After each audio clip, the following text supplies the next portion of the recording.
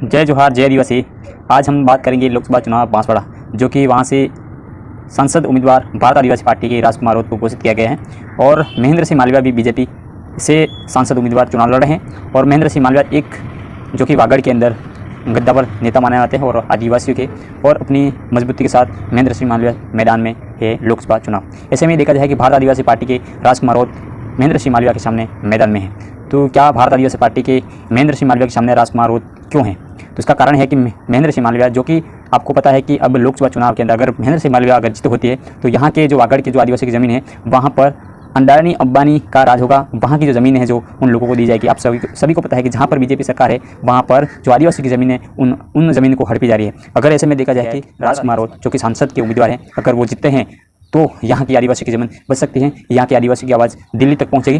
तो आपको पता है कि राजकुमार राउत ने विधायक बनते ही, जब राजकुमार राउत का जो कंटेंट देखा जाए कि छोटे से लेकर वो गरीब परिवार से आते हैं और एक राजनीतिक कदम जो छात्र संगठन के अंदर उन्होंने पैर रखा था और वहाँ से जीते, वहाँ के छात्रों को हर सुविधा से उपलब्ध करवाई पढ़ाई के बारे में। उसके बाद उन्होंने देखा कि समाज के साथ अत्याचार हो रहे हैं, तो फिर राजकुमार राउत ने भी राजनीति के अंदर कदम उठाया और जो बीटीपी चुनाव लड़ रहे थे और वहाँ से अच्छे मतों के साथ बड़े बड़े नेताओं को धूल चढ़ाकर विधानसभा में पहुंचे और दूसरी बार भारत आदिवासी पार्टी खुद की पार्टी बनाई राजकुमार राउत ने और अब 1 लाख वोटों से जीत हासिल की और राजस्थान के दूसरे नंबर पर टॉप लेवल पर राजकुमार राउत चुनाव जीते। और अब लोकसभा चुनाव के अंदर भी महेंद्र सिंह मालविया के सामने अब आदिवासी सिलेक्शन प्रणाली के द्वारा एक बड़े नेता माने जाते हैं महेंद्र सिंह मालविया। उसके सामने राजकुमार राउत भी एक बड़े चेहरे हैं जो वागड़ के अंदर अच्छी खासी पकड़ है, युवाओं के अंदर, आदिवासियों के अंदर।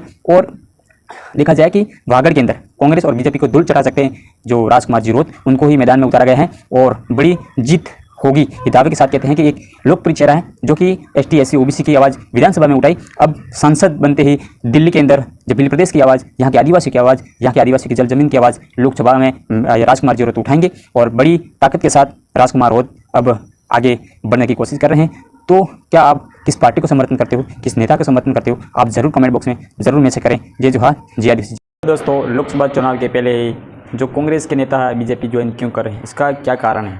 तो आपको मैं बताना चाहूँगा कि भारत आदिवासी पार्टी के डर से, बाप के डर से, जो कि लोकसभा चुनाव के अंदर कांग्रेस के बड़े बड़े नेता, मालविया ही नहीं इसके बाद भी कई सारे जो नेता हैं कांग्रेस के जो कि बीजेपी ज्वाइन कर रहे हैं, क्योंकि कांग्रेस के नेता और बीजेपी के नेता एक ही हैं। उनको बाप के डर से उन भारत आदिवासी पार्टी को हराने के लिए ये इनका षड्यंत्र है, इनकी रणनीति है।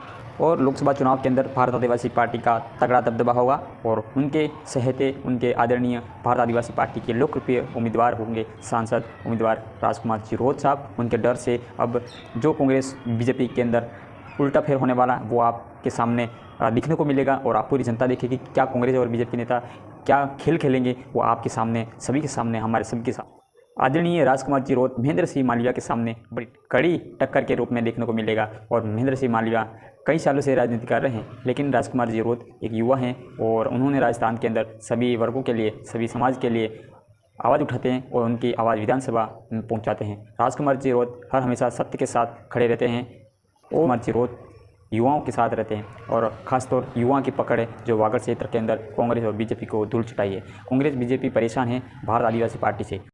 राजस्थान के अंदर राजकुमार राउत का क्या योगदान रहा है? राजकुमार राउत ने जो कि 70 सालों से कांग्रेस हो गई, जो कि विधानसभा के अंदर आदिवासियों या दलित एसटी एससी ओबीसी की आवाज़ नहीं उठा सके, उन नेताओं को बोलना सिखाया, सुनना सिखाया। तो इतना सारा प्रयत्न श्री राजकुमार राउत ने कहा है। ये